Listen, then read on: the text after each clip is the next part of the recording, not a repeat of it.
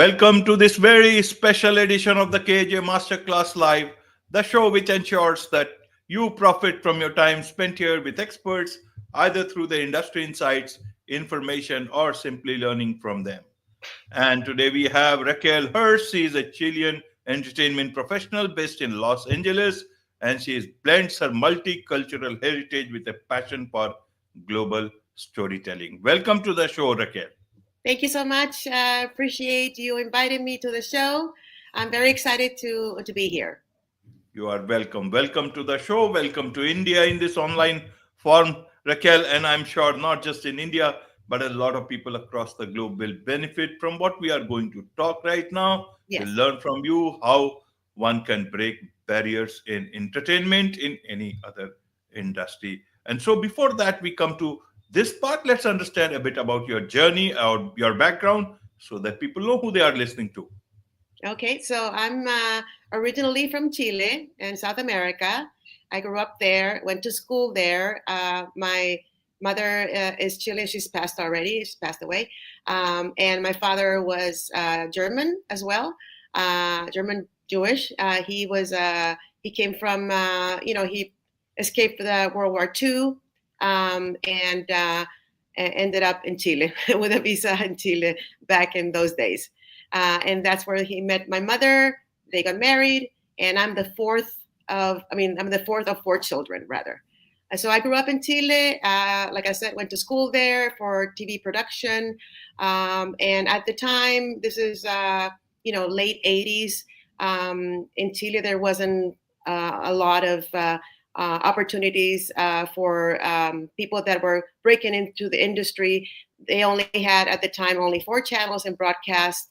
And at the time, it was also a very chauvinistic environment where women were not that welcomed, especially if they were young women. And I thought, I need to open up my horizons and go elsewhere if that's the case. And my sister was living here in Los Angeles, and she's like, you need to come over and pursue it here. This is the mecca of opportunities here in the world. This is the mecca of Hollywood in the world. Yeah. Right. So, And then so I came how here. did carry on, carry on. Okay, so I came here, but of course, you have in your brain, oh, I'm going to come in, walk into the studio, and they're going to hire me right away. And of course, that wasn't the case. I was very naive at the time. I was one of millions of people that come to Los Angeles to make it in the business. So it took me a while. I had to do odd jobs. I had to work in retail and things like that to make ends meet, while I still dreamt of, breaking the business. And it turned out that it was a very sort of serendipitous way of getting in there. I tend to forget that because, it's been so long. But the way I ended up with my first job in the business was my cousin was visiting a friend here, and her friend was a producer for a show. The show is called Unsolved Mysteries. And she told me, they're looking for people there. If you want to apply, send a fax over, back in the day. And they hired me right away. And that's how it started. It was a very weird, I had applied everywhere. I had, the normal channels to get a job in the entertainment business. Nothing had worked out, right? And in this weird situation where my cousin was visiting, that's how I ended up with a job in production. Yeah. That was my first job here in the business. Right. And afterwards, how did you build up on your career out there? Means how was it very difficult? Was it again easy? Obviously, it will not be easy, but just to understand from you. Yeah. And also then, what were the reasons for your success as you moved forward? Mentors, for sure. Well, I worked there for a while, and then the show was canceled. That's a story here. Whenever you go into a show, I'm sure you know that you go into a show, the show get canceled. Everybody doesn't have a job, And I did that. I hopped around for a few shows. I ended up being like like a protege of one of the producers who would take me with him to shows. And I was very lucky to have him as my first mentor here. And then he got it out, he got canceled in a show, and he didn't have a job. So I ended up being recommended to another show in a network that we had at the time. It was like an independent network. And while I was there, I went to a job fair with a friend. And, I'm sure they have them all over the world. You go in, you have your resume with you, and Fox, which was my company that I ended up working for, had a stand there, literally like old school, a person from HR sitting there. And I left the one copy of my resume there, and they called me a month later.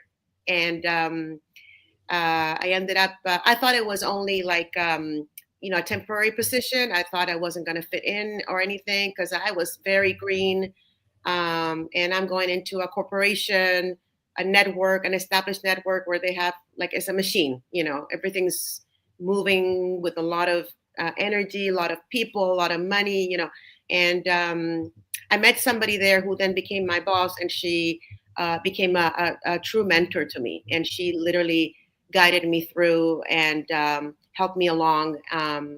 And we've become friends, of course, since then. And she was my boss for 18 years, maybe 19 years. Yeah.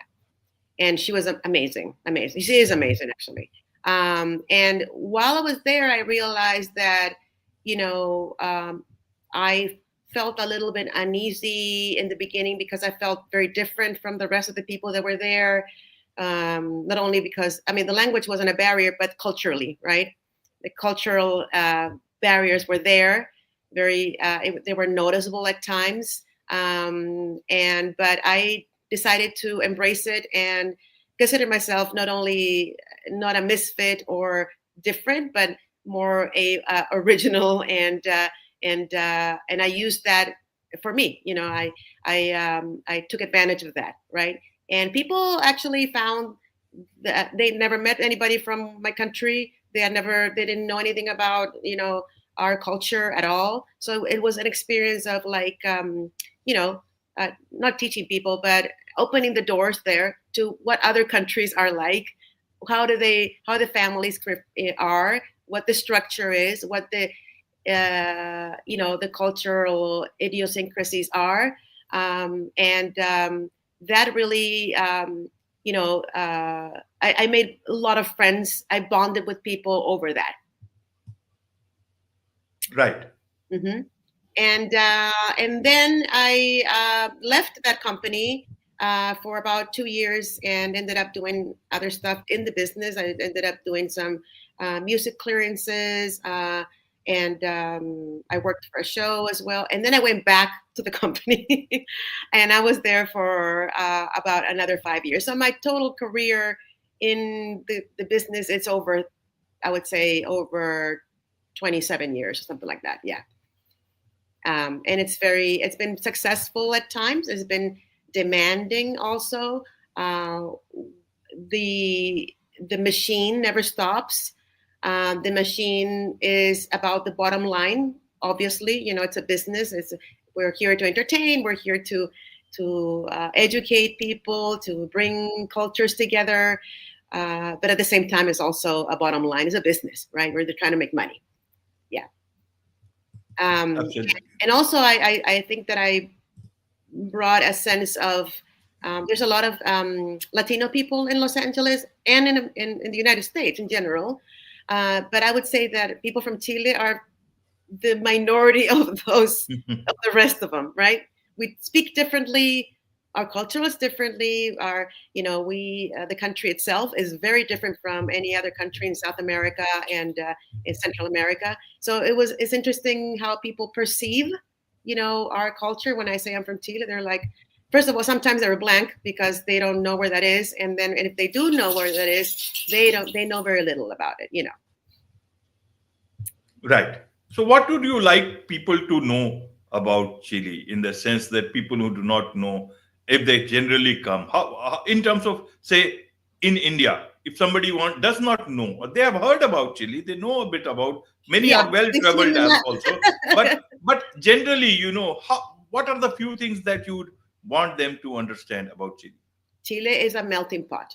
Um, there are people from all over the world, old immigration from Europe and also the United States. But Chile is surrounded. They have on one side they have the Andes mountain, and on the other side the Pacific Ocean. On the north they have a desert, and on the south they have the Antarctica. So for a long time before the internet era and before globalization, Chile lived in a bubble. People would immigrate there from other countries and they would never leave. And the generations afterwards would, including myself, right, would thrive there, right. Since the internet era, of course, now people know more about it. People go to visit now. It used to. I mean, people visited Chile very rarely because, we're very far away. It's expensive to get there, right? In comparison to other places. And also culturally, I think there's influence from there's influence from the British, big influence from the British, from the former Yugoslavia, from Germany, in the south of Chile in particular.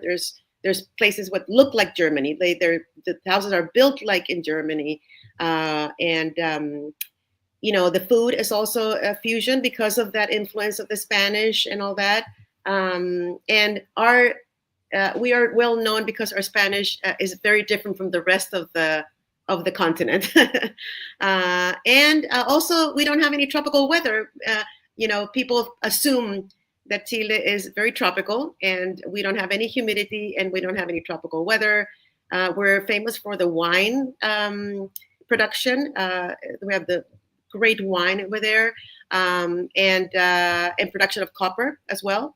So that's what they're known for. And the longest country in the world. Okay, longest country in the world. Is the longest country in the world. Yes, the thinnest and longest country in the world. Wonderful. Yes. Wonderful. So, Raquel, coming back to the role of mentors in your life, you spoke about that. How do you find mentors, right? Mentors. Do you go out looking for them, or they will just crash into your life and make your life? How does that work? What is your advice to people who are, at a starting level, especially? I would say be curious about other people. My mentors were they just kind of crashed into my life, right? But I've also have been a mentor myself, especially in the last few years. And people have sought me. We at the company that I was in, they had mentorship programs, especially for females, and they had also like an all-over mentorship program. And I found it very rewarding to sit down with a young person and discuss their dreams in the business, where they're going, and what they need to, what advice they're seeking. A lot of times they're asking me, "How did you get there?" The same questions, but also, once they're hired, what moves are advisable, right? And I've always told them that, and stay curious, meet everybody, even if it's not a department or a field that they're not interested. Like, I'm not in the legal department, but I met really great friends and colleagues in the legal department. I always wanted to learn a little bit about what they did and their take on the business. Same thing with editorial. I'm not an editor, but I would talk to editors all the time. And maybe a half an hour of a conversation regarding work, it would be a lesson, in editing, and how, and also I'm sort of chatty, so I would also sort of like find out about their family and their, and what they, how did how they got into the business, how was their journey. And I always advise young people to stay curious, not be afraid, and always, raise your hand and ask a question. If you have a question, ask the question, implement that answer into your work. And also, don't be afraid to approach people, in the hallway, in the kitchen, in the office. approach them and say, hey, you know what? I saw you the other day. I know you're so and so, and I wanted to find out a little bit more what you do, and maybe we can have a coffee or whatever. I did that with my bosses, all the time.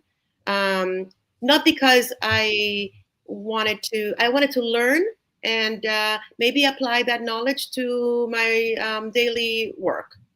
And with the young people are very open to that. They sometimes they surprise me that they're very excited to talk about little things about the business, especially history of, for instance, I worked in a movie lot, so there was a lot of history there. And I would tell them, what I knew.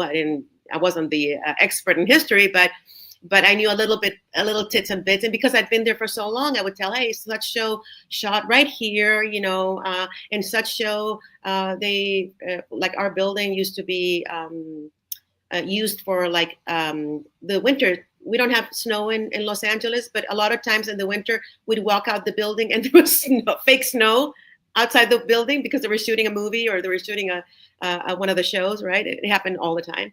And the young people are very excited to hear that because they're new, right?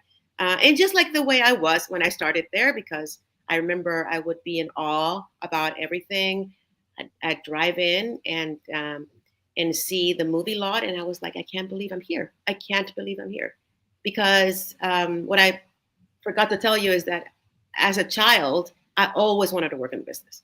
I had no other option in my brain. I either had to work in the film industry or in the television industry. Unfortunately, while I was when I graduated from high school, we were in the middle of dictatorship in Chile, and they had closed down the film studios. There was no jobs. There were no film jobs there at the time. Maybe abroad, but not there. But I remember as a child, I would watch TV for hours, black and white, and I would think, I didn't want to be in front of the camera. I never wanted to do I didn't want to be an actor or a singer or anything like that, but I do wanted to be part of that world. I knew that. I knew it. I'm sure that not everybody has that conviction early on. I know that a lot of young people, they graduate from high school and they have no idea what they want to do in life. Fortunately for me, when I graduated from high school, they opened up that career of television production. Right, they had opened it, I think, a year prior, and so that's what I did. And I'm very grateful for life and the universe because of the class that all my schoolmates in television production. I think I'm one of maybe 10 that are working in the industry still. And so I'm very grateful for that. I know that there's luck involved. There is opportunity involved. There is chance, of course, serendipity involved. But there's also like hard work and loyalty and ethical work. The way you conduct yourself in business. And respect for people that know more than you do, and try to learn about them and not try to, argue with them or whatever. I think I've been very lucky in my life, and I've encountered people that have come to my life to teach me and to mentor me and to guide me in a very generous manner without any hidden agenda or anything like that. I've had maybe 3 mentors in my life. And they've all been very generous with their knowledge and guidance. Right, Raquel. In terms of, building a name for yourself, one is that you keep on finding one work or the other. And one is the building the brand on which you can, build something more beyond that. How Yeah. do you do that for yourself? Well, it's interesting because I never thought about that before. I was just going to work. But I think that in a way, you build a brand by your reputation, how you conduct yourself. It's not, I think that it's beyond what we call building a brand now. Building a brand is your reputation, right? And how do you work? How do you communicate with other people? I think back in the day, we didn't have this social media where you have to have a brand of any kind. But it turns out that, I would say thanks to my mentor as well. I decided to pivot a little bit in my career and do something that I really wanted to do all my life, which is I'm a big fashionista. I love fashion and I love skincare and beauty, and I didn't know what to do with that all my life. I did some I did a stint in makeup artistry for a little bit, where for weddings and things like that. And then this year, thanks to my friends who encouraged me, I opened a YouTube channel that I'm taking a little break off right now. But I opened a channel regarding fashion and looks of the day, that kind of stuff, and skincare. And I did a TikTok account for that, and I did an Instagram account for that. And that's something very unusual for me to be in front of the camera. I mean, this is, I'm used to being in meetings with no camera recording and stuff. So it's a little, I've gotten used to it over time, but it's a little challenging, right?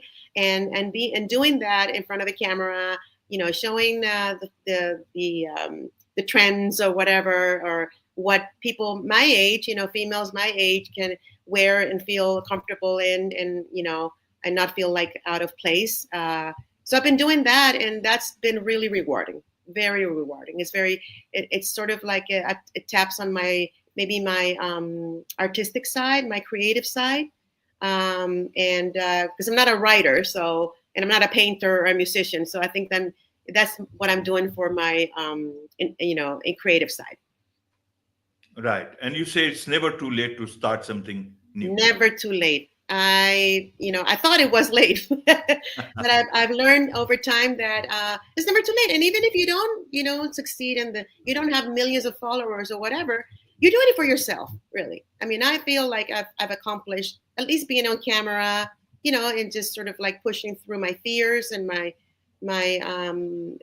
shyness in front of a camera. And because a lot of people now tell me, oh, I would never be able to do it. I'm like, well, I thought so too. I didn't think that I was going to be able to do that. I hated myself. I hated seeing myself on camera. A lot of times they would put us on camera at work just for saying goodbye to somebody who was retiring, the typical things. And I despised seeing myself. And now I'm like, you know what? This is it. This is it. You get what, this is what you're going to connect with me on Instagram, whatever. This is what you're going to see, right? I'm not a 20-year-old, leggy blonde, but I am, I am who I am. And I think there's a way to relate to other women my age, that like fashion and that, and that they can afford Gucci or Prada or anything like the higher end brands, and that they want to dress nicely, even though they don't have, unlimited funds, right? Right. So, and what is your now connection with Chile now? Do you keep on going Oh back yeah, to Chile, come back? yes, I am. It's interesting you asked that because I'm seriously thinking about maybe making a move there, going back. I don't know when or how's that going to happen, but I go there this year. I've been there twice already. I went there in May, and then I went for on Aunt's birthday, turning 96 in September. I figured I couldn't miss it. And at the end of the day, it's really far away. But I get in the plane, and then I sleep for 10 hours, and then I'm there. And with the world that we live in, you can work while you're on Zoom or whatever. So it's not, everything's sort of connected so much now that it doesn't feel like I'm traveling across the world. It feels a lot closer.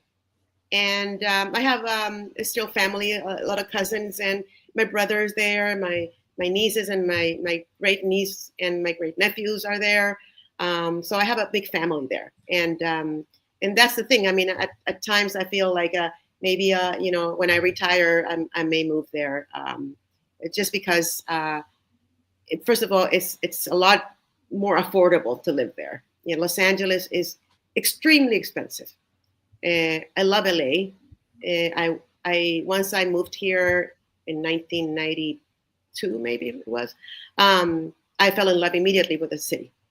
LA is great. It has great weather. It has the beach. Not that I go to the beach, but more than once a year. But it's there, right? and the weather is great. The people are great. The city is, has a great history, but it's very expensive. It is very expensive, and for somebody that is thinking of retirement at some point, it's going to be difficult to live here at that time.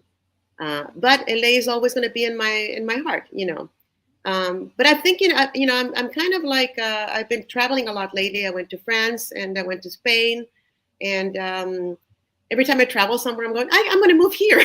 Like, for some reason, I get to fall in love with the place and I want to move there. Right?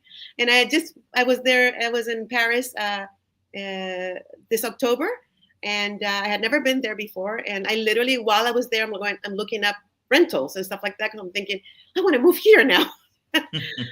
So things could change. Things could, in an instant, things can change. So for me, it's like, this is a journey. I got to do it now before maybe I get sick or I get too old or whatever.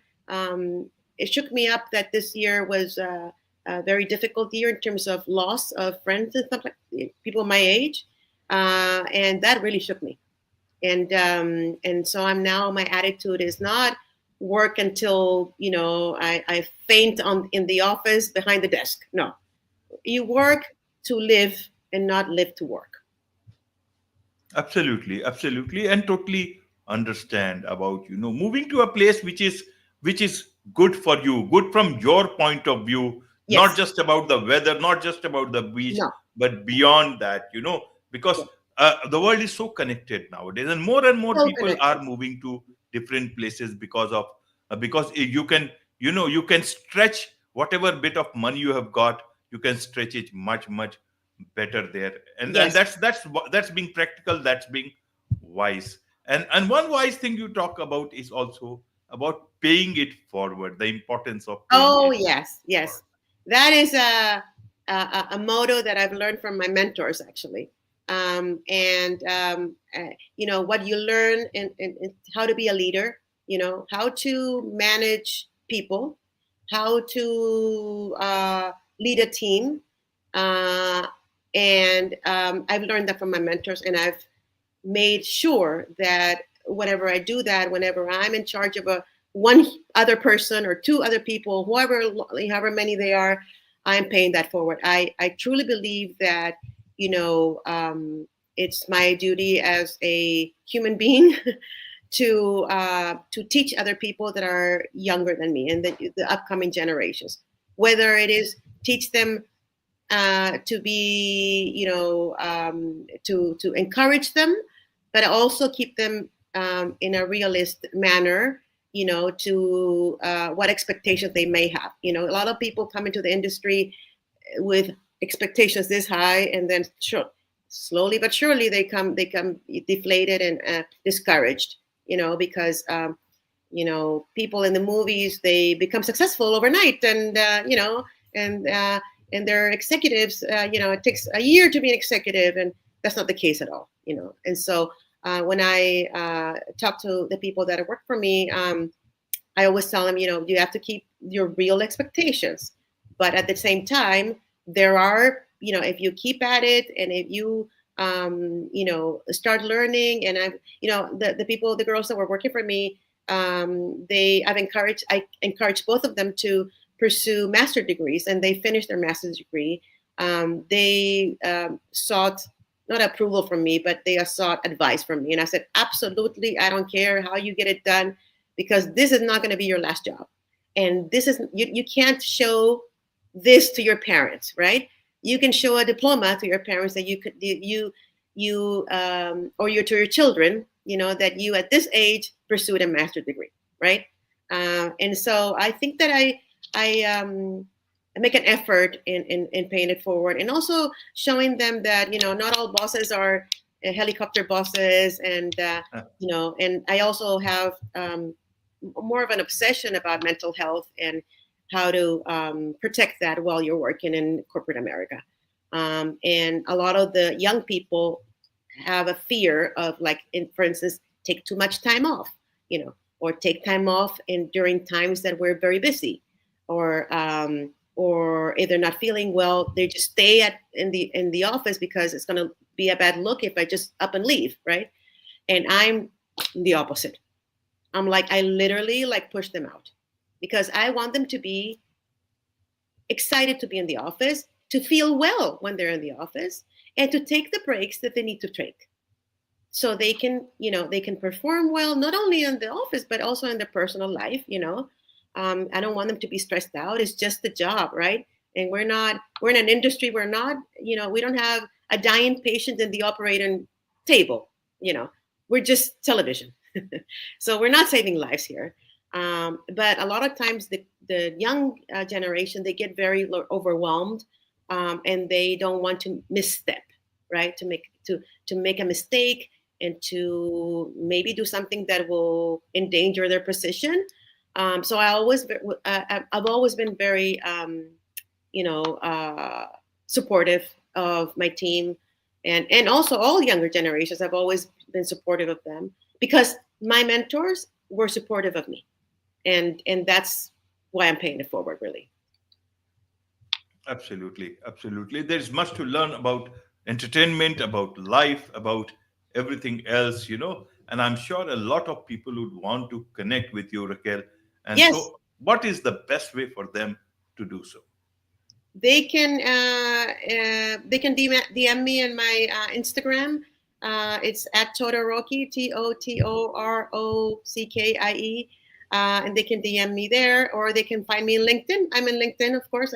My regular name, of course. I don't have a handle there, and they can DM me there, and I'll be happy to answer questions. Or they don't have to ask me anything. They can just connect with me, and I love connecting with people around the world. When I was in France, I actually met up with some vendors that we had from France, and then they came over here, and then we are now our friends. So I'm happy to connect with people all over the world. I'm very interested in other cultures and ways of living, and so yeah, they can connect with me via LinkedIn. I think this is probably the most the easiest thing. Yeah. Wonderful. With this, it's a wrap on this very special edition of the KAJ Masterclass Live. Thank you so much indeed for joining us. Thank you so much. Take care. Bye bye. You too. Bye.